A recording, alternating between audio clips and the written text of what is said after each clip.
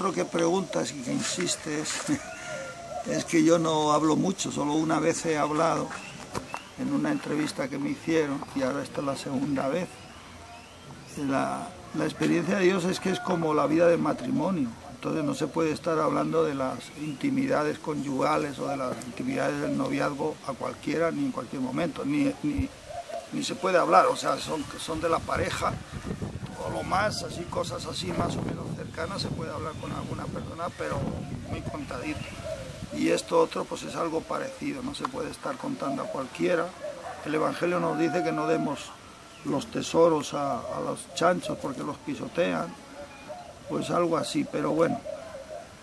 Mira, el punto radical para entender mi vida es aquel momento en que estaba estudiando bachillerato en Córdoba, aquel bachillerato tan amplio, tan hermoso, tan bien hecho, interno en un centro de estudios con 1000 y pico estudiantes, todos varones en aquel momento. Y además de meterme por la literatura, yo estaba con un grupo de gente que hacíamos literatura, uno de ellos se suicidó, otro es un gran literato español, es Premio Nacional de Poesía 1982, Antonio Colinas, otro. Bueno, o sea, quiero decir que estamos en un grupo que vivía la literatura. Yo era un gran amante de la ciencia y me entusiasmé con la ciencia, con el origen de la materia, la electromagnética y el átomo y todo lo demás. Y además de eso tenía conversaciones bien profundas y bien humanas con algunos de los dominicos que estaban allí, no con muchos, con 2 o 3, pero especialmente con uno que se llama Jesús Erviti, que ha muerto este año en Perú. Pero detrás de todo eso está esa experiencia de Dios. ¿Qué es esa experiencia de Dios? Pues eso es muy difícil de hablar, no sé, pero es la presencia de Dios que se te hace evidente. Entonces nosotros no tenemos capacidad, claro, Dios es el que es el trascendente, es el otro, es el eterno. ¿Y qué somos nosotros? Somos pobres criaturas, si no tenemos capacidad. Pero cuando un rayito, digamos, o una parte de eso se te hace presente, entonces te cambia todo, absolutamente. O sea, la vida es de otra manera. O sea, ¿quiénes somos? Ya no es que quién eres tú o quién. Nosotros somos importantes en relación con nosotros mismos, pero en relación con Dios somos nada, si somos nada. Y si somos algo, somos porque Él nos sostiene en la realidad, en el ser, en nuestra consistencia. Entonces, yo tuve esa experiencia no una vez así, sino que fue un tiempo prolongado durante meses, y hasta que tuve que decirle a Dios basta ya, porque ya no podía más, porque ya me descubrí que mi capacidad no me daba para más. Yo por eso estoy deseando encontrarme con Él en la patria celestial, para ya potenciado, tener capacidad de relacionarme y conocerle un poco más. No le voy a conocer enteramente porque nunca tendré esa posibilidad, pero sí todavía tener más capacidad de la que he tenido y de la que tengo para estar ahí con Él. Eso es lo definitivo, Tica, eso es lo definitivo de mi vida. Eso es lo que marca, lo demás es pues añadido. El estar, como te decía, con ustedes, con la gente de aquí, pues es porque está viviendo esa presencia de Dios. El venirme a América, pues porque ya en España ya me di cuenta, como había estudiado historia y conocía desde lo profundo la realidad española, ya me di cuenta que iba a caminar por otros caminos que ya no me necesitaban, digamos, ya no era gente con capacidad, iba a haber bastante, había posibilidades de irse a otros sitios y lo que hice. La revolución sandinista fue como una ventana para decir por allí se puede caminar. Era la primera vez que los cristianos como organización, como pueblo, como grupo grande, como institución, participaban en una revolución.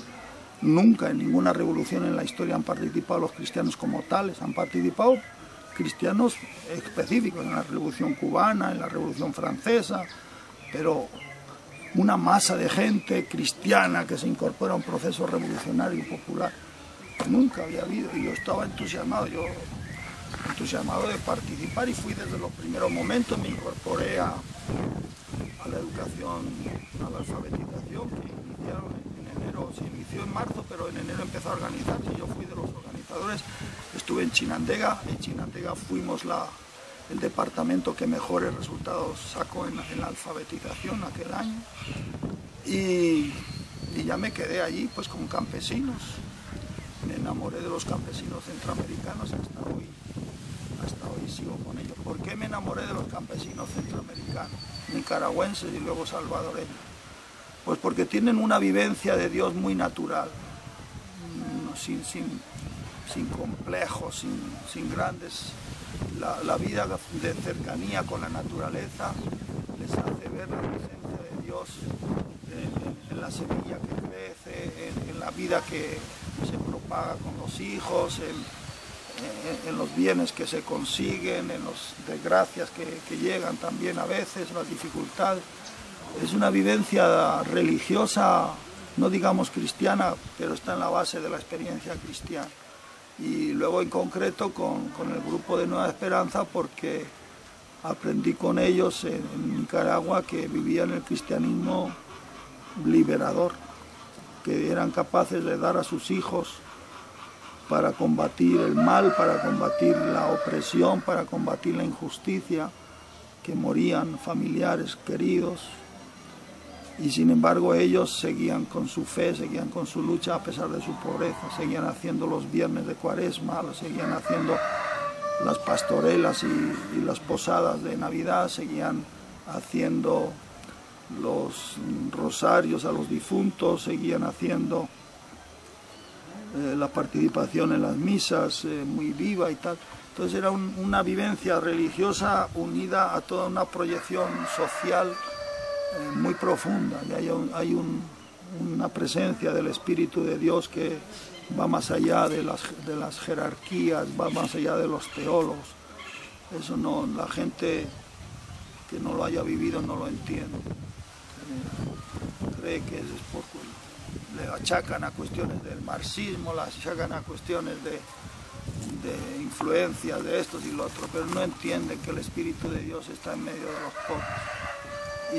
Y bueno, pues así transmití yo aquella vivencia de mi fe, de mi experiencia de Dios. La verdad es que no la he intentado reproducir porque es única. Es decir, yo podía haberle pedido a Dios y haber intentado y haber conseguido también, incluso en otros momentos, vivir aquel momento tan único. Pero es que no es para esta tierra, es que eso es para el cielo. Eso es para... ¿Cómo vamos a vivir si eso ya era parte del cielo? Si el cielo es eso, es estar con Dios, ¿verdad? Y ser transformado un poquito en Él, lo poquito que somos nada, ¿no? Entonces, por eso mi vida aquí, pues, me da lo mismo, si es que a mí me da lo mismo una cosa que otra, si da lo mismo, Ticara, porque lo que hace falta es hacer que esa experiencia de Dios se transmita, se viva en comunidad, ¿verdad? Porque somos cristianos. El asunto es que esa experiencia de Dios no se queda solo en una experiencia misógina o individualista, porque Jesús nos ha enseñado que esa es para compartirla. Y entonces cuando uno es cristiano, pues Dios está en medio de la gente, en medio de los pobres, en medio de los que sufren, en medio de los que luchan, en medio de los que tienen esperanza, en medio de los que comparten. Ahí está Dios, ahí está Dios. Entonces eso es lo que explica un poco mi vida más a fondo, ¿verdad?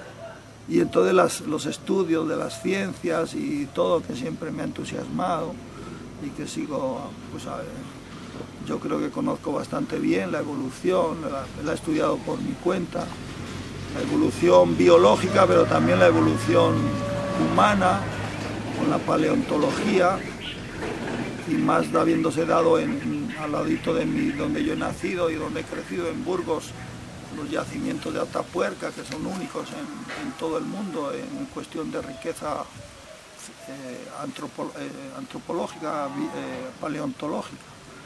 Es una riqueza que a todos los que vivimos por allí nos ha impulsado a conocer la evolución humana, también la evolución cósmica, donde lo más pequeño y lo más grande se juntan, el universo en el que vivimos se junta con lo minúsculo de las partículas subatómicas, o sea, lo más pequeño que no se puede ni imaginar uno, porque la imaginación nuestra no alcanza todo lo que la física cuántica nos enseña, pues se relaciona con todos los grandes descubrimientos de la astronomía en el siglo XX, a partir de los años 20, 30, entonces, bueno, pues quiero decir que esta experiencia de Dios, esta vivencia de Dios, se comparte con la vida humana, se comparte con los pobres, se comparte así, pero también la puedes poner en el plano de la ciencia, de los conocimientos, o lo puedes llevar al plano artístico, lo puedes llevar a otras cosas, porque es demasiado abundante y demasiado rica. Lo único que los que queremos ser cristianos tenemos que ser fieles a los pobres. Tú me preguntabas antes por qué eso por los pobres. Pues porque los pobres anda a Dios. Porque Jesús nos enseñó que felices ustedes los pobres y los que tienen espíritu de pobre. Y no hay que perderse en eso. Y los pobres que más pobres son los mártires, los que han dado su vida por los demás. Entonces los mártires son como la luz que nos dice cuál es el camino verdadero para seguir a Jesús. Y el que no entienda esto tiene que preguntarse si es cristiano. Tiene que preguntarse. Y por ahí vamos, y por ahí caminamos, y por ahí voy, y bueno, eso es un poco mi vida. Esto de los logros, no sé, el otro día me preguntaba a alguien sobre así que me tenía que sentir satisfecho por tanta gente que ha conseguido cosas, pero bien, yo me alegro de que haya frutos abundantes, ¿verdad? ¿Cómo no me voy a alegrar de que haya gente que sea feliz? Si lo que queremos es ser felices y ser felices así, pero en profundidad, no solamente por apariencia, ¿verdad? Yo no me preocupo mucho de los logros. Creo que estamos en la vida como Jesús, sembrando, si es que somos seguidoras o seguidores de Jesús de Nazaret, y sembrando a voleo, es decir, que uno siembra así, no con máquina, no como se siembra el maíz o el algodón, sino que se siembra pues como se siembra el maicillo, se siembra otras cosas, y una parte de esa semilla pues da frutos abundantes, otra parte se seca porque queda en el camino, otra parte se la comen los pájaros o cae entre zarzas y matorrales y no puede fructificar, etc. Entonces, bueno, ahí está. Los frutos yo no los tienen que ver los demás, ¿verdad? Yo no me preocupa mucho. Hombre, me alegra mucho que la gente que está cerca de mí pues viva feliz, eso sí. Entonces he procurado toda mi vida que la gente que vive a mi lado pues sea feliz, porque para eso nos ha creado el Señor, para ser feliz. No nos ha creado para ir al templo y no nos ha creado para hacer liturgias de alabanza a todas horas, ni estar leyendo la Biblia a todas horas. Nos ha creado para ser felices, reconociendo su amor y reconociendo ese amor en el amor entre nosotros. Entonces eso es lo que he procurado, el que la gente sea feliz. Además de eso, pues se van consiguiendo cosas aquí y allá, pero eso no me toca a mí hablar de ellas, ¿no? Me toca hablar a otra gente.